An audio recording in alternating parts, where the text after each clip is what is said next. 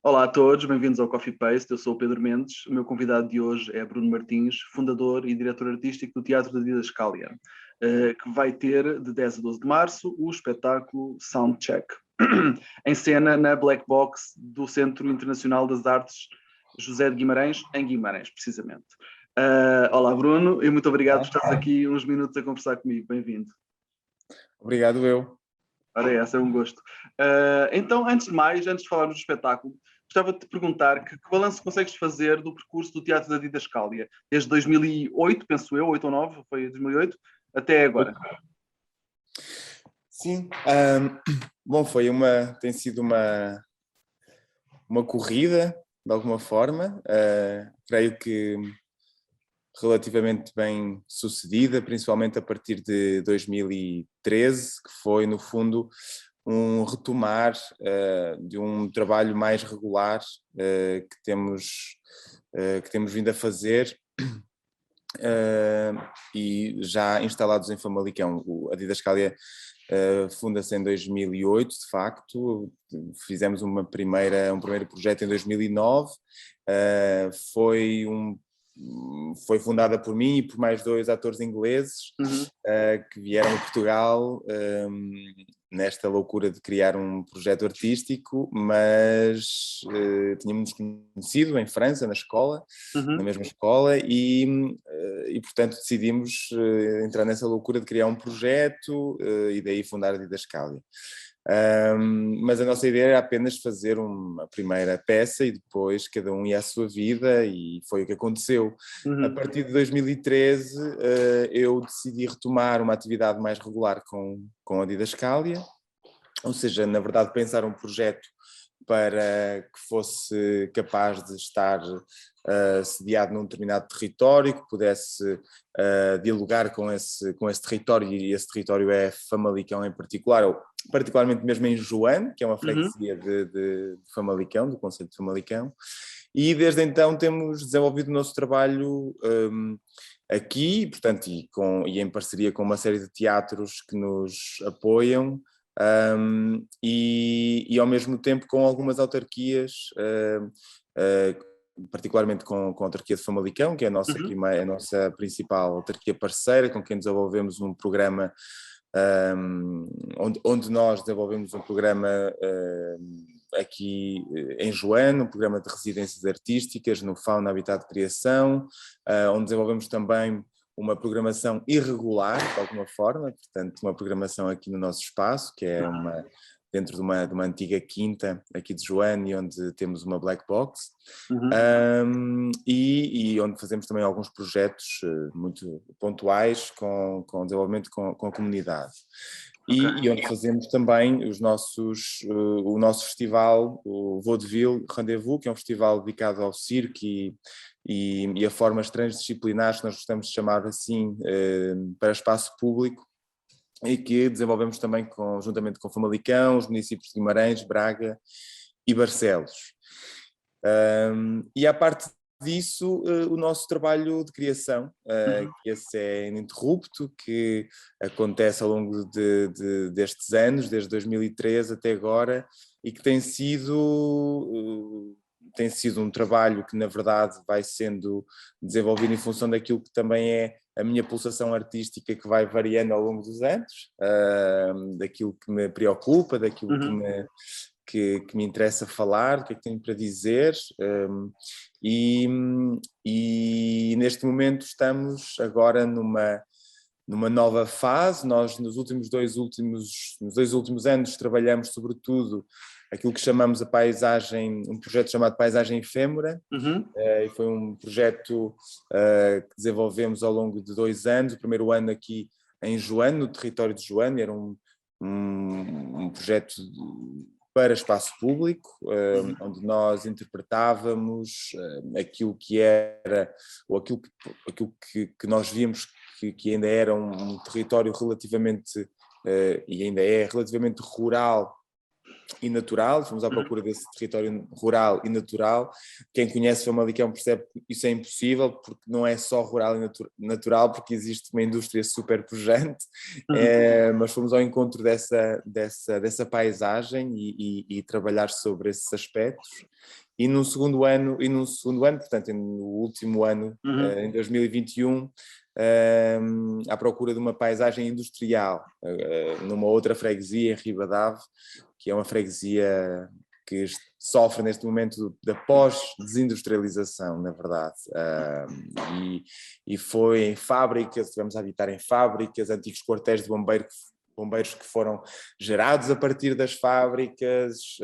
na margem do rio, que sofreu com as fábricas. Portanto, estivemos a habitar uma série de paisagens, aquilo que nós chamamos de paisagens, para criar dramaturgias muito específicas, muito particulares para cada um desses locais. E agora, passados esses 2 anos de trabalho na paisagem, estamos a trabalhar, voltamos ao espaço convencional, portanto aos teatros, e estamos a fazer este novo espetáculo Sound Check, que estreia na próxima semana. E a minha pergunta é precisamente como é que surge este espetáculo, vem na sequência do que tu falaste agora, mas como é que surge este espetáculo em particular? Olha, surge de uma vontade, surgiu num momento muito particular, na verdade. Eu lembro-me, é muito curioso, porque eu lembro perfeitamente quando a ideia me surgiu, e foi, eu estava absolutamente aborrecido numa conversa, estava numa conversa no lançamento de um livro, estava absolutamente aborrecido, não pela questão do lançamento do livro, nem pelo contexto, mas porque toda a conversa à volta de um livro que ainda ninguém tinha, na verdade, lido, estava-me a aborrecer imenso, estava-me a sentir desajustado naquele enquadramento ali, estava a sentir que era uma conversa cheia de lugares comuns onde eu normalmente tenho alguma urticária, começo a ganhar assim, alguma urticária e começo a mexer-me na cadeira e com vontade de sair, mas por convenção social mantenho-me e abando a cabeça. E lembro-me perfeitamente de quando estava a assistir essa conversa, atrás dos oradores tinha uma cabine de música com giradiscos e a minha cabeça viajou e comecei a pensar, apetecia-me tanto agora rasgar com este lado enfadonho desta conversa e meter música e de repente começar aqui.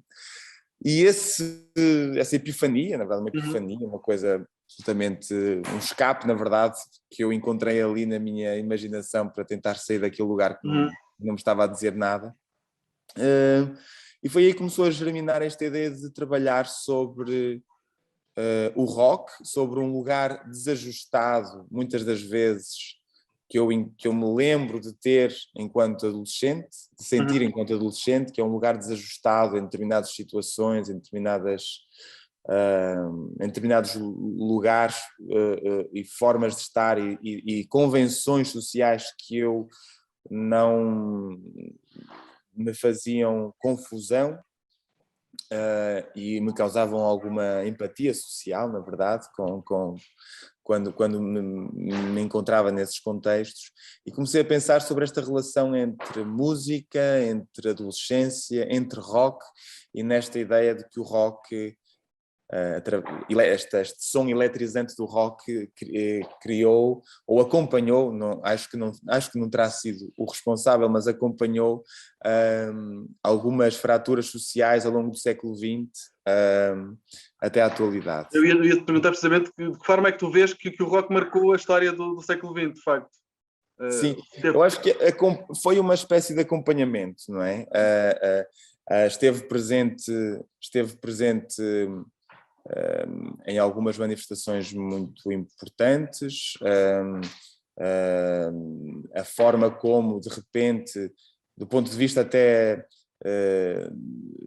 sexual, por exemplo, quer dizer, quando de repente o Elvis é proibido é proibido passar imagens do Elvis a dançar na televisão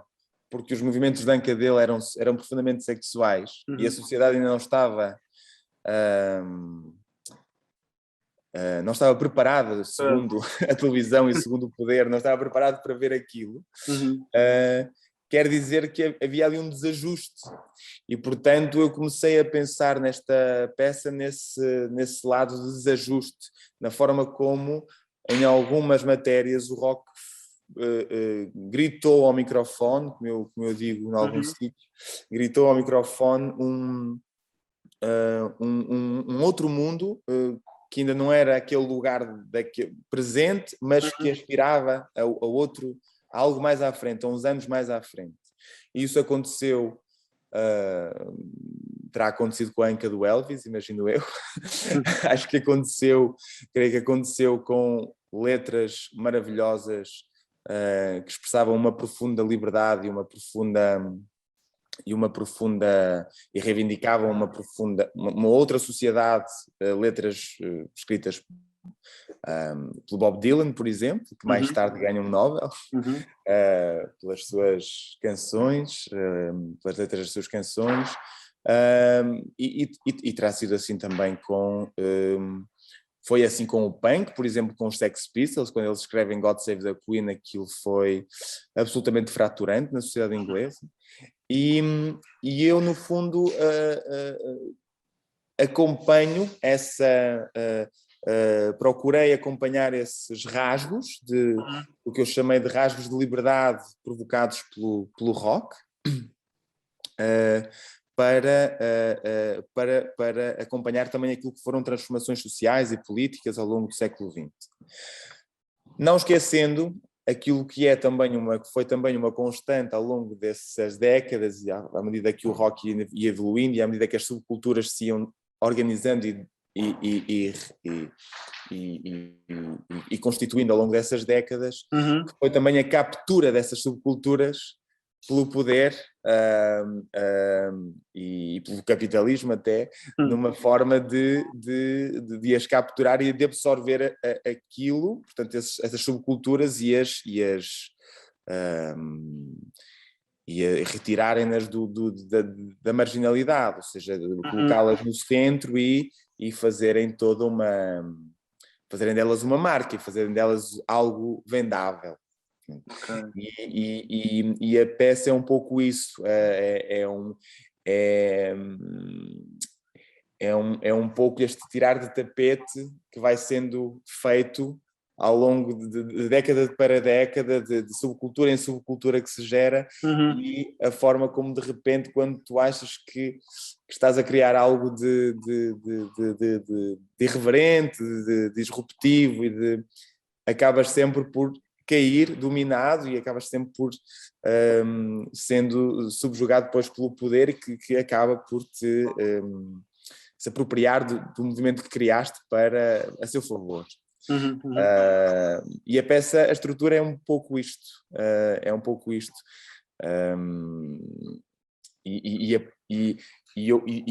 e a partir desta desilusão constante, desta tentativa de ruptura e depois de captação por parte do poder destes diferentes movimentos, a peça apela a uma escuta uma escuta bastante afinada daquilo que podem ser estas tentativas de manipulação das nossas reivindicações. Okay. E também se chama ação de cheque por isso, que é esta ideia de estarmos com uma escuta sempre muito atenta, muito afinada, e que essa escuta pode ser uma arma pela reflexão crítica que ela gera se ela for apurada, essa escuta, mas também pode ser uma arma contra os extremismos, ou seja, uma arma que nos aproxima através de um tempo de escuta que cria empatia uns com os outros. Esta ideia de um sound check é algo que estamos sempre a testar. Como é que está agora esta frequência sonora? Como é que está como é que nós sentimos o som e aquilo que nos dizem os outros, e como é que isso reverbera em nós também, e como é que podemos criar pontes e encontros através daquilo que os outros nos dizem, que se calhar nós não concordamos imediatamente, mas como é que podemos encontrar pontos em contacto, de contacto. Exato. Eu gostava que nos falasse um pouco do processo criativo, desde essa tua epifania até ao que o público vai poder ver em palco. Como é que foi esse processo? Sim, eu convidei para este espetáculo 2 músicos, o Peixe, portanto o Pedro Cardoso, guitarrista, e a Suzy Filipe, que é baterista. O processo, o que poderão ver em palco é uma misturada entre uma misturada positiva entre aquilo que aparenta ser um concerto e acaba como uma peça de teatro. Portanto, o público não vai estar sentado. Okay. Posso dizer já desde já isso, ou seja, vai estar. O dispositivo é um dispositivo em que o corpo está engajado com os intérpretes, com o espetáculo, no sentido em que se pode dançar, se pode eventualmente até cantar, e onde os intérpretes se cruzarão com o público e há um trabalho bastante interativo, na verdade, com a plateia. Tal como se fosse um grande concerto num grande estádio, imaginemos o estádio de Alvalade com aqueles corredores centrais, pronto, mas há uma escala mini, né? Que caiba dentro de um teatro. E o processo viveu dessa tensão entre uma tentativa, mesmo a dramaturgia implica isso, que é uma tentativa de procurar avançar com um concerto que acaba por nunca acontecer. Nunca chega a acontecer, porque há todo um discurso que faz refletir sobre esta viagem desde o início do rock até à atualidade. Ok. Gostava que nos falasse um pouco da importância da oficina 1, 2 som, experiência para o desenvolvimento da peça. Sim. Essa oficina nós começamos já em novembro do ano passado com um grupo, foi o grupo Cobaia, digamos assim, de uma turma do 8º ano de Guimarães, de uma escola em Guimarães, e esse processo foi sobretudo para nós percebermos o que é que aquele grupo de adolescentes ouvia, portanto, o que é que eles estavam habituados a ouvir, mas também fizemos um trabalho que foi colocá-los a fazer perguntas sobre o que é que os pais deles e os avós deles e os tios deles, portanto, as pessoas mais velhas lá de casa ouviam, e em diferentes gerações. É curioso porque há semelhanças, e encontramos algumas semelhanças entre aquilo que ouvem hoje e aquilo que os pais ou eventualmente os avós ouviram na adolescência deles, porque de alguma forma há bandas icónicas que são quase intemporais e que eles também gostam e ouvem, mas depois há sim estilos de música absolutamente recentes, como, pelo menos para mim, como o Korean Pop, que está muito presente nesta geração e que foram também descobertas para nós todo um universo, pelo menos para mim, todo um universo musical que eu não estava tão atento e que de alguma forma nos serviram também de referência para perceber como é que se vestem, porque isto é importante, né? O que é que cantam, como é que cantam, que instrumentos utilizam, e também percebeu o que é que eles não gostavam, o que é que eles não gostam. Mas é bastante plural numa turma, a diversidade de gostos é bastante plural. Isto foi numa primeira fase. Numa segunda fase, o que fizemos foi um trabalho de tentamos perceber o que é que os motivava, se eles pudessem escrever uma música, se eles pudessem cantar, se tivessem essa oportunidade de cantar uma música que pudesse ser ouvida e replicada pelo mundo fora, o que é que eles gostariam de dizer ao mundo, o que é que os perturba, e isso é o que poderá ser visto porque este grupo irá entrar na récita que faremos no dia 12, no sábado à tarde. Constituímos ali um grupo que é uma espécie de formação musical convidada pelo espetáculo, da banda do espetáculo, e eles irão fazer parte do espetáculo nesse dia. Ok.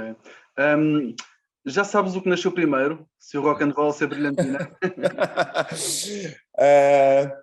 Eu acho que foi a brilhantina. Acho que foi a brilhantina, porque,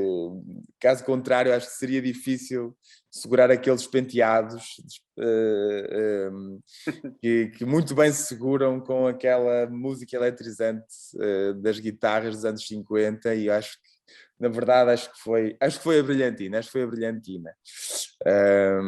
mas acho que também foi aí nesse momento, é muito particular também, porque são uns anos extraordinários em que há a invenção da televisão, em que o rock surge posteriormente, né? E também aí nessa década, e onde se começam a unir uma série de pontas, que é este impacto visual que têm os concertos e o estilo de um determinado intérprete, e a forma como isso depois resvala para a criação de milhares de pessoas. Ainda hoje há pessoas que se vestem como Elvis, ainda há pessoas que acreditam. Isto é muito engraçado, este mito de que o Elvis ainda está vivo. E portanto isso é curioso, e acho que de facto o semblante a partir daí, desse momento, eu acho que o rock teve uma grande intervenção nesse sentido, que é o poder da estética associada à música, é muito forte. Bruno, muito obrigado, foi um gosto falar contigo. Muito obrigado eu.